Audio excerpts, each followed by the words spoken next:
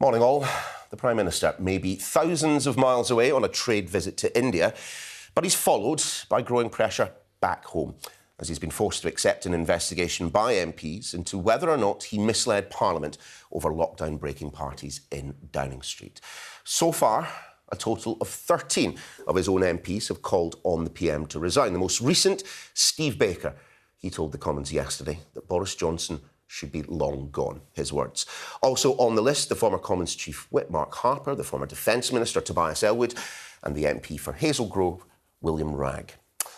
Craig Whittaker, the MP for Calder Valley, has said that the Prime Minister should do the right thing and resign. Nigel Mills, the MP for the Amber Valley, and Nick Gibb, former Schools Minister, both also withdrawing their support. And both Caroline Noakes, MP for Romsey and Southampton North, and Gary Streeter, MP for South West Devon, they have submitted their letters to the 1922 committee last month. Andrew Mitchell, former Minister, of course, the MP for Sutton Coldfield, he first called on the PM to resign back in January. Anthony Magno, the MP for Totnes, he says he's horrified by the PM's conduct. Peter Aldous, the MP for Waveney, and the Tory veteran David Davis, also among those calling for a change in leadership. Let's speak now to our political editor, Beth Rigby, who's travelling with the Prime Minister on his trip to India. She is in New Delhi. Morning, Beth. Good to see you. I watched with interest your conversation with the Prime Minister yesterday. I think it's fair to say he wasn't best pleased with the direction the interview took. Morning, Neil. Well, the Prime Minister is busy this morning.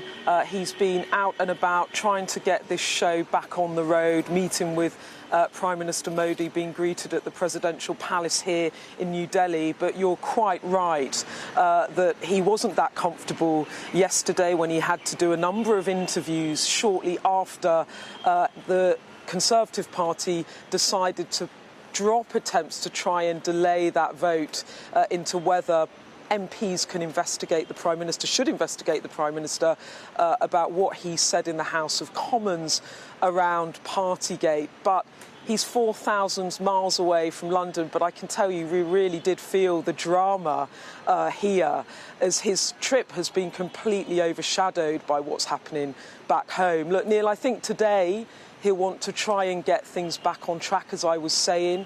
There will be a press conference later with the Prime Minister. He is meeting Prime Minister Modi. Now, what else might we want to talk about while these two gentlemen meet? Well, there's obviously the trade deal that the Prime Minister wants to bang the drum about. That's why he's here. He wants to sign a trade deal with India by the end of this year. Yesterday he said he might even get it as early as autumn.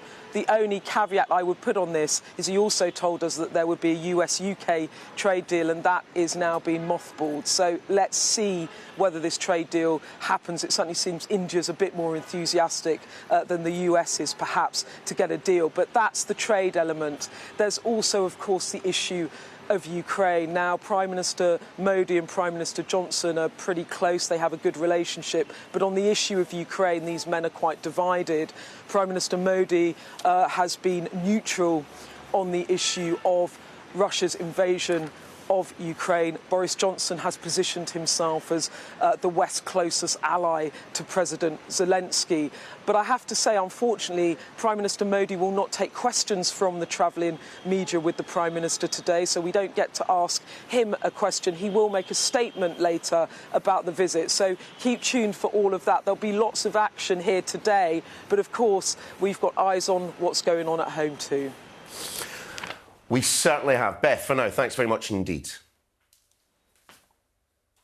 Very pleased to say the Northern Ireland Minister, Conor Burns, joins me in the studio. Very good morning to you. Whilst travelling to India, the Prime Minister has said that he feels that he has nothing to hide. On what basis should we believe him? Should we take him at his word, given the ham-fisted attempts yesterday in the Commons to try and delay this investigation? Well, look, we're going to have multiple opportunities for the Prime Minister's word to be tested. We've got the Met investigation ongoing. We've committed that when that's finished, Sue Gray will complete her report, update her report. The Prime Minister will come back to Parliament. And we've now got the privileges investigation. This is going to be the most looked at event possibly since the Second World War. Why did you try to delay it then? I'm not so sure we did. I think there's some confusion around that. We had the education secretary, Nadeem Zahawi, sitting where you are yesterday at this time, saying that was exactly what you were trying to do. Well, I was in the House on Tuesday afternoon when the Prime Minister was asked this question directly. What did he want the House to do? And he said it's for the House to decide. I think that was in response to Stella Creasy. And that's where we got to. I think where the confusion was is that there was a concern that the House investigation, the Privileges Committee, would begin an investigation, an inquiry, while the Met investigation was ongoing and before the Sue Gray report was finally published. I think that confusion was cleared up and it became clear that they would not commence that until the Met was finished and the Gray report was published. So there wasn't an amendment tabled, there wasn't an amendment pulled minutes before the vote then? Well, the Prime Minister... I missed that. Well, the Prime Minister has been very clear that the House can look at this, the House will look at this, and he is confident that when the full context... One of the other things he said in the House on Tuesday is that he was frustrated that he couldn't speak about the context of all of this, put the full facts into the public domain while these various processes are ongoing, particularly the Met. Sure. He remains confident that when people can see the full context of what happened, it will be clear that he was straightforward. He said to the House in good faith that he believed the rules were followed. People might take you at face value were it not for the fact that we have been here before in precisely the same situation. This is Owen Paterson, Volume 2. The Conservative Party tries to play games with Erskine May, with parliamentary procedure. It's clear that you don't have the support on your own back benches to go through with it. You pull it, you've got egg in your face. It's another crunching gear change, another embarrassing U-turn. Well, I don't accept that there's any parallel to the Owen Paterson situation. That was a situation where the Standards Committee had looked at something, it had come to a conclusion, it had made a recommendation, and the House rebelled in an attempt... to change the rules. Yes, I'm just accepting that. The House rebelled in an attempt to change that. I think people concede in retrospect that was a mistake. This was around how the Privileges Committee could look at all of the events around the events in Downing Street. And I think the only question was around timing. And as I say, the Prime Minister said on Tuesday, it'll be for the House to decide. The Prime Minister said from India, he has nothing to fear, nothing to hide. He looks forward to that process. He looks forward to the full facts and, crucially, the context coming out. I'm sure he's looking forward to it. But well, I think he's looking forward to this ending. I think he's looking forward to drawing this to a conclusion, for it to be examined fully so that we can move on to the things that people are genuinely concerned about in terms of cost of living, energy price rises, all those other things, the situation going on in Ukraine, the things that are inbound towards the government, probably the most challenging set of circumstances facing a government in peacetime. But let's be absolutely clear. In letting yesterday's motion essentially go through on the nod, the government has basically admitted this. Assertions the Prime Minister has made on the floor of the House about the legality of activities in Number 10 and the Cabinet Office appear to amount to misleading the House. I mean, I'm old enough to remember when Cabinet Ministers would step down for inadvertently misleading the House. Amber Rudd did it. So why is there any question right now of the Prime Minister going? Well, there's no question of the Prime Minister going. Not going, I should say. The question is, how do we complete this process? How do we get the facts into the public domain? How are they fully examined? And how can the Prime Minister then speak very candidly about the context in which events happened? Can we just finish this on the motion? Because this is very important. That was an Opposition Day motion. Opposition motions happen all the time. They're frequently not voted on. The motion intended to get the events, the events surrounding what happened in Downing Street in front of the committee. That has happened. That's the consequence. What the motion said was really neither here nor there. This House believes that the Prime Minister's conduct appears to amount to misleading the House. As I said, Amber Rudd resigned for less than what the Prime Minister has done. I mean, genuinely, I think we are now at the point where we have to ask the question, under what circumstances would this Prime Minister resign? What would it take for him to leave Downing Street? I mean, Beth Rigby asked him about this on the plane on the way out to India. His response is pretty dramatic. Not a lot springs to mind. Well, the Prime Minister... look, I was at the event in Downing Street, the statement on Tuesday. I went to the 22 committee and I listened to the Prime Minister explain to the parliamentary party what the unfinished business of his government is and what he wants to deliver for the British people. I walked out with him, totally coincidentally. He wasn't talking to me about parties or inquiries or Metropolitan Police investigations. He wanted to talk to me about what was going on in Northern Ireland. I will ask he you wanted again, to talk about the business of government. What would it take for this Prime Minister to resign? We know that he won't resign when, the police essentially point out that he has broken the law inside Downing Street. He won't resign when senior members of his cabinet break the law by attending parties in Downing Street. He won't resign when the Supreme Court rules that he has acted unlawfully in proroguing Parliament and he has misled the Queen. We already know, of course, because it's being talked about in the papers as well, you're already preparing to break international law again by tearing up the Northern Protocol. So again, I ask the question... Forgive me, how are we preparing to break international law? The reports this morning are that we're getting to the point now, in terms of the Northern Ireland Protocol, that we're going back to the drawing board, that you will pass legislation that will essentially allow you to tear it up. But the question I've asked... Well, this is very important, because you just said that the government is preparing to tear up international law regarding you did break international law once before. You've just put to me, as a Northern Ireland minister, that we're preparing to break international law on the Northern Ireland Protocol. If you're talking about the long-standing assertion, going back as far as July last year, that we believe that the circumstances, the threshold for triggering Article 16, a provision of the treaty, of the protocol, a provision of the very protocol, invoking that provision, that's not breaking international law. That is applying a trigger mechanism that is built into the protocol. We had Brandon Lewis in the House of Commons not that long ago suggesting that you would break international law. Again, I'll repeat the point. Domestic law he has broken, constitutional law he has broken, international law he has broken. At what point do we have to ask whether or not this Prime Minister has any respect for the rule of law? You have asserted that the Prime Minister has misled Parliament. I do not accept that. I believe that the Prime Minister, when he said to the House of Commons at each stage what he said, he believed, on the advice that he was receiving, that what he told in good faith the House of Commons was correct. Do you think and when it has emerged, the Prime Minister broke the law? Simple question. So do you think the Prime Minister broke the law? The Prime Minister and the Chancellor of the Exchequer both received fixed penalty notices for that event in the Cabinet Room in number 10. Both of them have accepted the fixed penalty notice and both of them have paid it. The Prime Minister said to the House on Tuesday... It sounds like you don't believe that he broke the law. He said on Tuesday that it did not occur to him, then or subsequently, that gathering, that meeting, which was to discuss very important matters in relation to the government's, the United Kingdom's response to COVID, was in any way a breach of the rules. However, he has said he accepts the decision that the Metropolitan Police have come to, which is a different conclusion, and he has paid the fine. None of which answers the question. Do you think that the Prime Minister broke the law, or do you still maintain that he was ambushed by a cake? Well, I was trying to make a point, and it's not often you get to write a line in your obituary live on national television. I was trying to make a point that the Prime Minister had been outside London. He'd visited a school. I think he did 8 or 10 meetings in Downing Street that morning before going to Hertfordshire to visit the school. He had returned to start another meeting to which the Chancellor came to the Cabinet Room to attend. And in between that, there was a spontaneous gathering to wish him a happy birthday. He was conducting the business of government. In a sense now, that is all irrelevant. He has accepted the decision of the police, he has paid the fine, and he is now accepting all the inquiries into this so that the full facts can be established. Sure, he is committed that when the Grey report comes forward... some kind of fringe opinion, that it's some kind of niche view that Boris Johnson has misled the House. 80% of the British public thinks he's lying. Well, I do not believe the Prime Minister has lied, and I believe that when the full facts are seen, when the context comes out, that it will be clear that the Prime Minister, at every time that he came to Parliament, was faithful and genuine and true in what he believed. 61% of Tory voters in 2019 do not believe him. What I believe is that the Prime Minister told the House what he believed to be the truth in good faith at each stage. And when there has been a development subsequent to that, new information, he has corrected the record.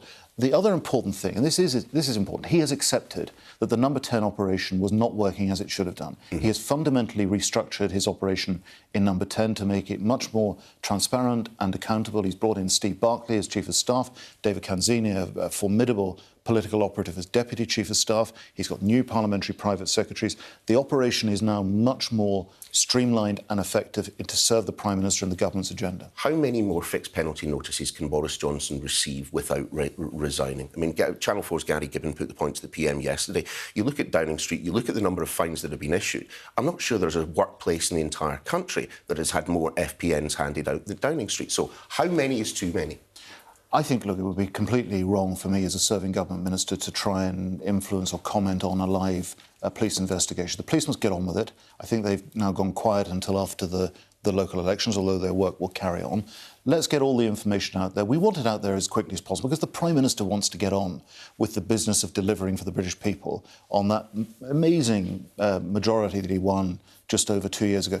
The stuff going on in Ukraine, watching the Prime Minister marshalling the international community's response to the events of President Putin's incursion invasion into Ukraine, seeing the Prime Minister representing Britain, walking around the streets of downtown Kiev with President Zelenskyy. These are the things the Prime Minister wants to get on with. And I think those are really the things the British people ultimately want to see us get on with too. Minister, great to have you in the studio. Thank you very much.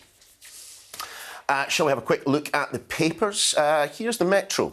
It declares, the gig's up, Boris. Mr Johnson now facing a parliamentary inquiry into Partygate, growing calls, of course, from his own MPs to resign as well. Picturing the Prime Minister on his trip to India, the Telegraph describes him as buckling to pressure for an investigation. Here's the Eye.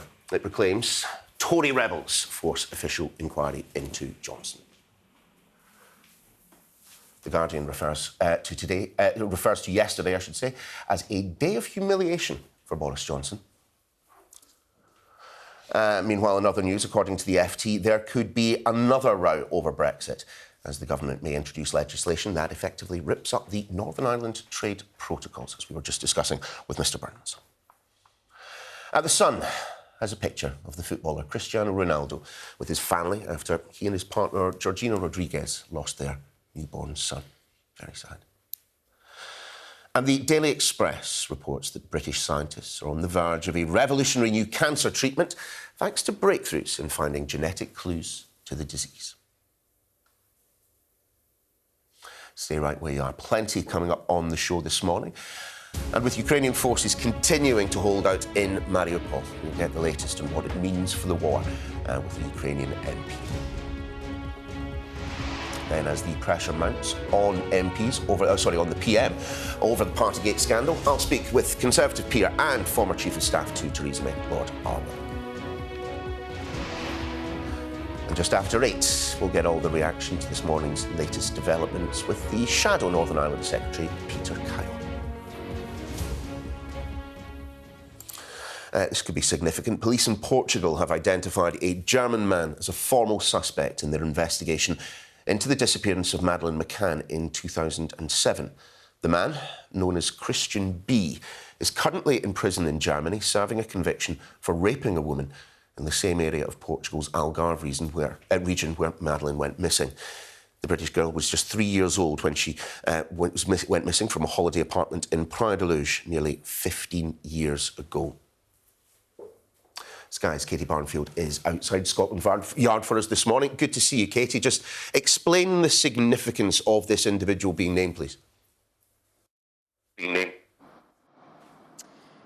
Good morning, Neil. Well, this 44-year-old individual known as Christian B, because of strict privacy laws in Germany, was identified as a suspect by German authorities in 2020, but he was never charged. Now, as you say, he has now been named as what's known as a formal suspect by Portuguese authorities. And the reason that this is important is that it could allow him to be transferred from Germany, where he is currently serving a prison sentence, to the Algarve for formal questioning by authorities there. Now, investigators clearly believe that he killed Madeleine after abducting her when she was aged 3 from a holiday apartment in Praia de Luz in 2007. And there are suggestions that this move is being made now because under Portuguese law there is a time limit effectively by which a person can be declared a person of interest. And if a crime could carry the maximum sentence, the time limit is 15 years. So that means the latest time that they could actually declare someone as a person of interest would be May the 3rd, although the Portuguese authorities deny this and say that it is because of strong criminal investigations, that it's criminal evidence that this Christian B was involved. Now, he is already serving a sentence in Germany for the rape of a 72-year-old woman, also in Praia de Luz, in 2005. And this is the first time that a formal suspect has actually been named in the investigation into Madeleine McCann's disappearance since her own parents were charged and then later later cleared. Now, the Metropolitan Police is still treating this as a missing persons inquiry, although there have been, of course, enormous interest in Madeleine's disappearance. She has never since been found, but they say that any further investigations are a matter for the Portuguese authorities. Katie, thanks very much indeed. Now, the Ukrainian President, Volodymyr Zelenskyy, has claimed that Russia has rejected a proposal for a truce over Orthodox Easter this weekend. The UN Secretary-General had proposed a 4-day humanitarian pause to the fighting during the period, but no such truce came, leaving the besieged city of Mariupol in an ever more desperate state. The southern port city has been a key strategic target for the Russian Federation since the war began. Capturing it, while it would help create a land bridge between Russia and occupied Crimea. Russia now controls almost all of the city, but for the Azovstal steelworks, where an estimated 2,000 Ukrainian fighters are still holed up. Vladimir Putin's decision not to storm the plant will come as little comfort to those still trapped in Mariupol, after the city council said as many as 9,000 civilians could be buried in mass graves outside the besieged city.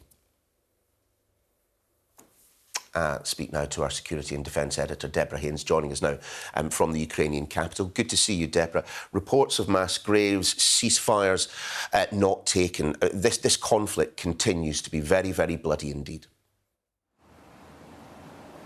Yes, really grim reports about the potential for more mass graves. There's been some new satellite imagery released by a US satellite company, which seems to show the digging of a mass grave in a village just outside Mariupol. And yes, like you said, the mayor of the city believing that Russia is trying to hide its crimes, picking up bodies from the street and then dumping them in these mass graves. We've seen mass graves outside of Kyiv during the time that Russian forces were in control of towns and villages there. So you can only imagine what might be happening in Mariupol. I spoke to the mayor actually a few days ago, and he said that anything that happened in places like Bucha, times that by 10, and that's what you've got in Mariupol, a city that has been at the heart of the heaviest fighting over the longest period. And like you say, there is still this steelworks in the city where Ukrainian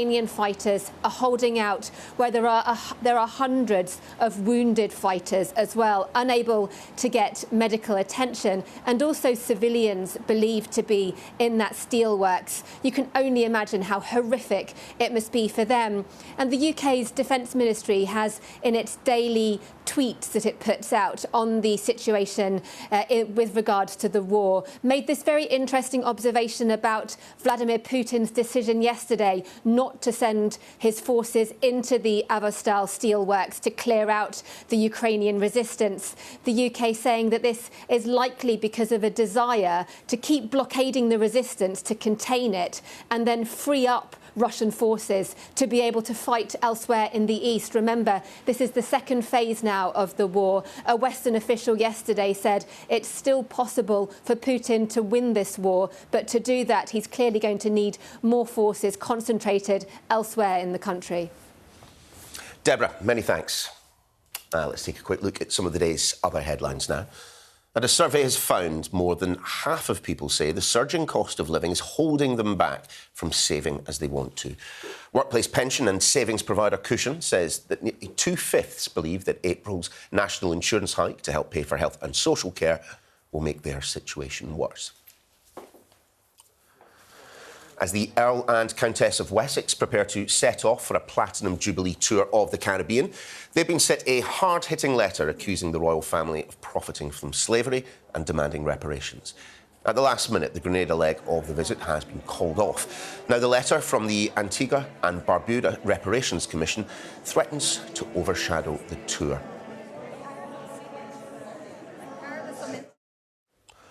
Well, let's take a look at the letter. It says this: "We know that the British Crown, both as royal family and as institution, is historically documented as an active participant in the largest crimes against humanity of all time.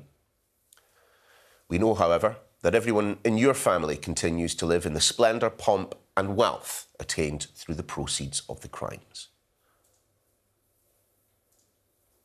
Hundreds of offences have been reported at royal palaces in the last 3 years, including crimes involving weapons, drugs, violence and robbery. The Metropolitan Police said a total of 470 offences were recorded at Buckingham Palace, Kensington Palace, St James's Palace and Clarence House, either inside or immediately outside between 2019 and 2021. The crimes included hundreds of thefts, along with reports of arson, criminal damage, burglary, robbery and possession of weapons.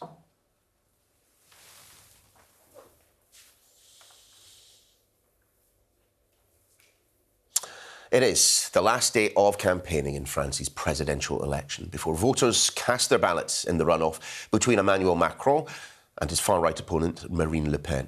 Our international affairs editor, Dominic Wycorn, has the latest. Marine Le Pen told me yesterday she thought she still had a good chance of winning this election. These are volatile, unpredictable times that have favoured disruptive candidates in other parts of the world and have confounded opinion polls. But it has to be said that in France, pollsters tend to be more accurate than many, and barring a last-minute upset, she is unlikely to close the at least 12-point gap that seems to be between her and Emmanuel Macron still in the opinion polls. It was telling that yesterday they were out in different kinds of areas. She was campaigning in a safe area for her in northern France, taking no risks, talking to truckers not far from here in Arras, and her rival, Emmanuel Macron, was going out to more dangerous turf, to Saint-Denis, north of Paris, a multi-ethnic, poorer community. Both of those candidates are fighting over the 22% of voters who voted for Jean-Luc Mélenchon in the first round of this election, a far-left candidate. And it looks as though Macron's tactics of reaching out to those voters is paying off. Opinion polls look like he's going to get far more of those votes than Marine Le Pen is likely to. She is doing what she can to close the gap and find momentum, but it looks like on the last day of campaigning her wheels are spinning. She's failing to get that traction she needs to catch up with Emmanuel Macron. So barring any last-minute surprise, it looks like he's more and more assured of victory. Dominic Wycorn there. Now, Johnny Depp has spent an uncomfortable third day in the witness box, being cross-examined by his ex-wife's lawyer. He was asked about texts he sent to other celebrities about Amber Heard and about his aggressive behaviour, as David Blevins reports. For 3 consecutive days, Johnny Depp has been in the witness box, becoming animated at times, alleging the tip of his finger was severed when Amber Heard threw a bottle. But the mood in the courtroom changed when his ex-wife's lawyers cross-examined him, showing a video she'd secretly recorded of the actor banging cupboard doors in his West Hollywood home.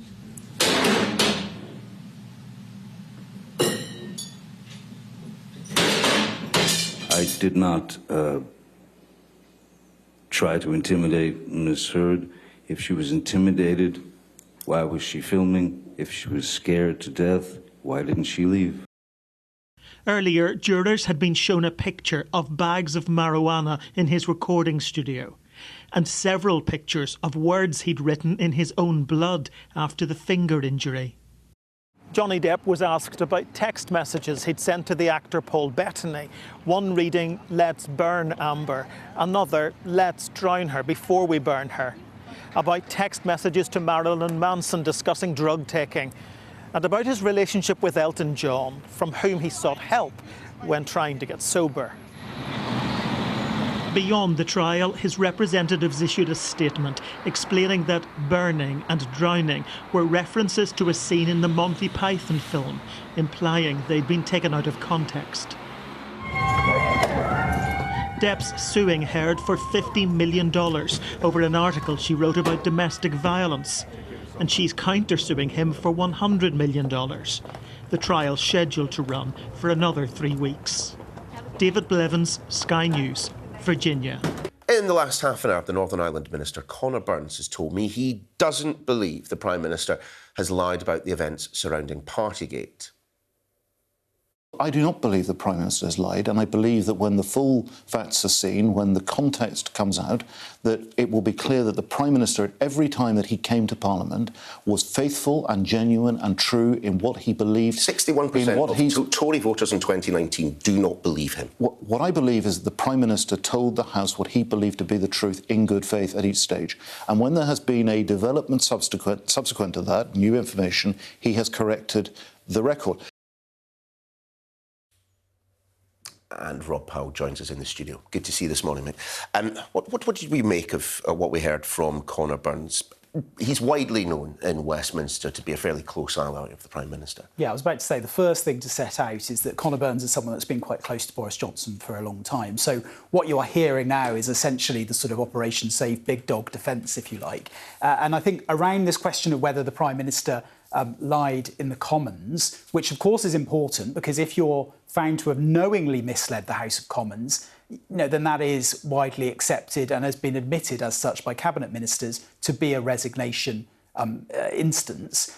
You are hearing the defence, which is essentially that at the time he may have misled the House, but it wasn't deliberate because he believed at the time that what he was saying about attending birthday parties and things like that, he didn't believe that was a rule break at the time, so it wasn't deliberate. The difficulty with that excuse, though, is if more fines come out for more egregious breaches, and then if we get the full Sue Gray report, that investigation by the senior civil servant, that sort of adds more flesh to the bones of these fines and does find more compelling evidence that the Prime Minister did know what he was doing, that sort of defence of kind of ignorance at the time may not wash and may only weaken his position with his own MPs further. Rob, for now, many thanks indeed.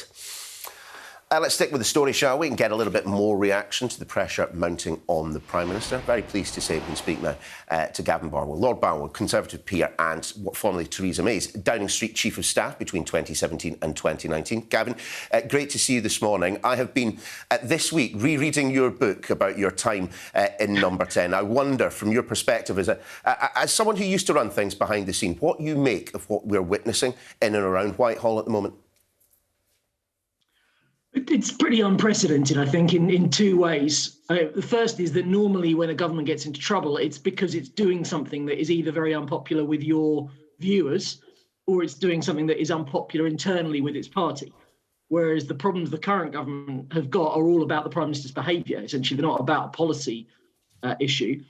And then I think the second way in which it's unprecedented is both, I as a former politician and you as a journalist, I think we would probably agree that whenever a government has a difficult story, the best way to handle it is to get all the facts out there as quickly as possible and be contrite. Whereas the handling of this story has had, the truth has been dragged out of Number 10 day by painful day over about 6 months.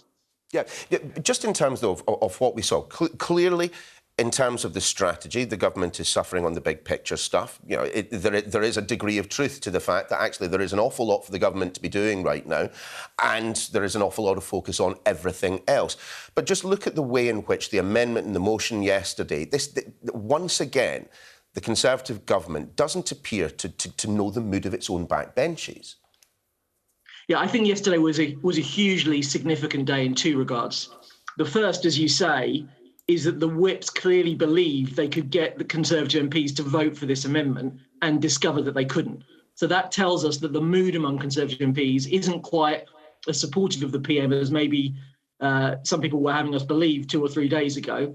And secondly, I think Steve Baker's intervention yesterday is very significant. Steve was a key person in terms of Theresa's downfall. It's not someone I agree with ideologically, but he is a highly principled person and he's also a very effective operator. So if I was still doing my old job in Number 10, I would be very worried about that intervention yesterday. So just in terms of the mood within the kind of Conservative Parliamentary Party at the moment, I mean, do you detect from the conversations that you will, I'm sure, be having with colleagues in the Commons, do you detect the death rattle for Boris Johnson's time as Prime Minister? I mean, on so many occasions up until now, people have predicted his demise and he has stayed firmly put. I don't think we're there yet. I think what I would say is that there is severe discomfort at what the Prime Minister has done and MPs having to defend it. the two things that I think are keeping him in place at the moment, if this had happened 2 or 3 months ago, before the conflict in Ukraine and before the problems that Rishi Sunak has got into, then I think definitely that would have been the end. So the two things that are allowing people like Conor to mount a defence of the Prime Minister don't change right now, given what's going on in the world, and the lack of a clear, obvious alternative that MPs could switch to. But I think this story's got a way to play yet. I suspect the Prime Minister is going to receive more fines, because actually the birthday party event was probably the least egregious of the breaches that we've read about. We're going to get the Sue Gray report now. We've got this Privileges Committee investigation. So, and my own view has been very clear for a while that the Prime Minister should go on, because I think what he's done is indefensible, and I don't think it's in the interest of the Conservative Party for him to stay. But not all MPs are at that point yet. I suspect this has got a way to go still. How concerned, then, should the party's strategists be about the May local elections? I mean, I saw some speculation this morning it could be as high as 800 seats lost across the board. But you always have to bear in mind the Conservatives have been in government since 2010. The government tends to lose seats with local elections. I mean, it's possible they can spin their way out of this one. Yes, I think it depends how bad the results turn out to be. You would, let's be honest. We've got a cost of living crisis going on at the moment, which is not ultimately caused by the government. It's a global economic situation that every advanced economy is facing. But understandably, voters are concerned and angry about that and feeling that the government hasn't done enough to support them. And then you've got this partygate issue on top of that. So the thing that Conservative MPs will be looking at afterwards is how bad were the results relative to previous years, to try and get a gauge of how strongly the public feel about this issue. And that could be another trigger point, as could be the Wakefield by-election that we've got coming up at some point in the near future. Just to conclude, in all seriousness, what do you think of Boris Johnson as an individual and as a Prime Minister? I've read your book, so I've got a rough idea. So I have a slightly schizophrenic view of him. I think he has some real qualities. I think if you take Ukraine, he's handled that issue exactly as I would have wanted my Prime Minister to do it. But I'm afraid in other regards, he falls short of what I think we all have a right to expect in terms of our Prime Minister. And in this particular story, it's not just what he did at a time when all of the rest of us were being... He passed laws severely restricting all of our freedoms and then didn't obey them himself. But it's the way he's behaved since those allegations first came to light, the way the truth has been dragged out of him. So my own view is very clear that he's failed, if you like, to pass the test of acceptable behaviour for a Prime Minister, and he needs to go. But ultimately, this is a decision that Conservative MPs, only they have got a say in this until the next election. So there are definitely some things he's done that he can be proud of and that I think most people in this country would support. But in several critical regards, he falls short of what we have a right to respect in terms of Prime Minister. Gavin Barwell, great to have you on the programme this morning. Appreciate your time. Pleasure. Now, Lewis Hamilton and Serena Williams are committing millions of pounds to one of the bids for Chelsea FC. Sky News understands both are backing the takeover offer for the club, being spearheaded by Sir Martin Broughton, the former Liverpool and British Airways chairman. Roman Abramovich put the club up for sale after 19 years of ownership. Our City editor Mark Kleiman looks at the runners and riders. It's the £3 billion question gripping English football. Which group of billionaire financiers, sports team owners and celebrities will get their hands on Chelsea FC? The latest suitors, as revealed by Sky News, Serena Williams, winner of 23 Grand Slam tennis titles, and Sir Lewis Hamilton, the 7-time Formula One world champion. The sale of last season's Champions League winners, triggered by the sanctioning of owner Roman Abramovich, kicked off only 7 weeks ago, but it's already nearing the final whistle. The likelihood is that this is going to run a little bit like the Premier League, both top and bottom of the table, is going to run towards the end of the season. The due diligence process in any football club these days is a very tortuous one, even when you're buying a trophy asset. The uncertainty surrounding the Blues' future has not deterred some of the biggest names in finance, media and sport from trying to buy one of European football's trophy assets, which means that Chelsea's sale is likely to become the most lucrative club takeover in history.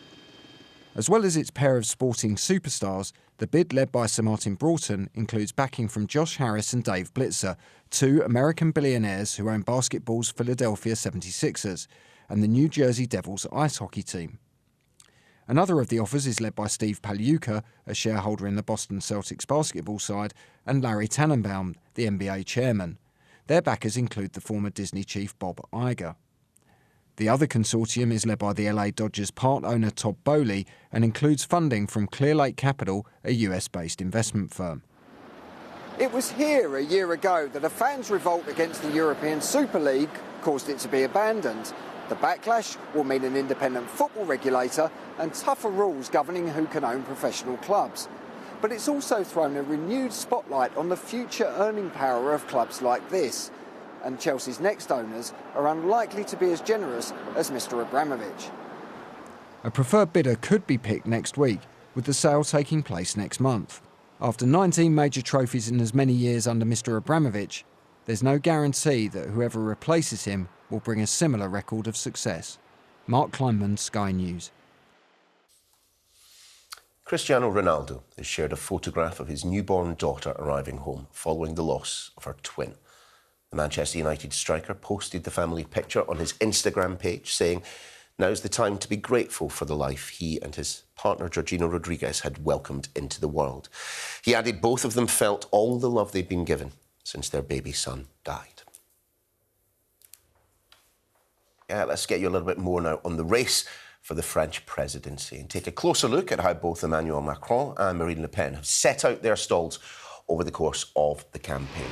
Very pleased to say the author Sophie Pedder joins us now from Paris. Sophie, lovely to see you this morning. I wonder if we might start with the debate that took place between Le Pen and Macron. My French isn't what it once was, so I'm hoping yours is rather better. How did you rate the candidates? Well, it was a much more constructive debate in some ways than when they met each other 5 years ago. And that was when Marine Le Pen really was very aggressive and ended up being sort of crushed, I suppose, by Macron during the debate. This time she held her own. She was much more poised. It was Emmanuel Macron, in some respects, who was more aggressive, going after her, especially over her links to Russia and to Vladimir Putin. And she, I think, looked a little bit more wobbly on some of the policy issues that have actually been right at the front of her campaign, like cost of living, how she would cut VAT on fuel and food prices, which are popular, but, raise questions about financing. And that's where Emmanuel Macron really sort of went for her. But, I think at the end of the day, that debate isn't going to change minds, because people who don't like Macron will have found him condescending and slightly sort of patronising in his sort of body language. And those who don't like Marine Le Pen will have found her, as incompetent as they probably thought she was beforehand, if not dangerous. What then of the likely outcome of all of this? I mean, Emmanuel Macron is not a very popular man when you look at the opinion polls. Approval rating between -11% and -31% last year, and yet, as things stand, he is predicted to win and win by a margin. I know, it's amazing, really, isn't it? Because he isn't loved. I think he's respected by some people, but people find it difficult to relate to him. He's got a pretty track record.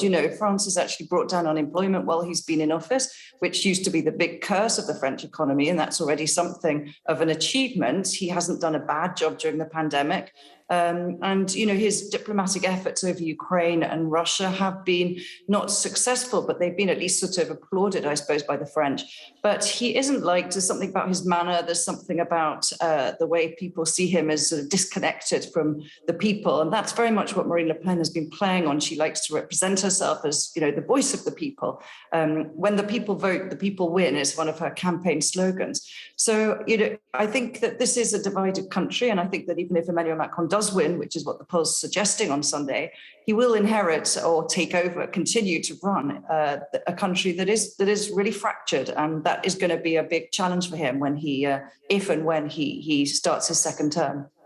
But how concerned should we be that, despite the fact she has rebranded herself, Marine Le Pen is polling above 40%, and she is a politician of the far right by the standards that we have here in this country? How concerned should we be about that?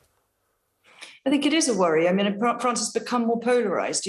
What's happened, I suppose, under Emmanuel Macron is that he's created this huge centrist party and really sort of occupied a vast space, which has taken in both the sort of moderate left and the moderate right, and crushed those traditional parties that used to dominate French politics, the socialists and the Republicans. And in doing so, he's, in a sense, the main opposition to him has become the extremes. So you've had radical populist candidates on both the far left and the far right that have emerged. Now, when it comes Sophie, to... I'm so sorry. Sophie, I'm so sorry. We are literally 20 seconds away from the break, so we're going to have to leave it there. Sophie Pedder, author of Révolution Française, thank you very much for joining us.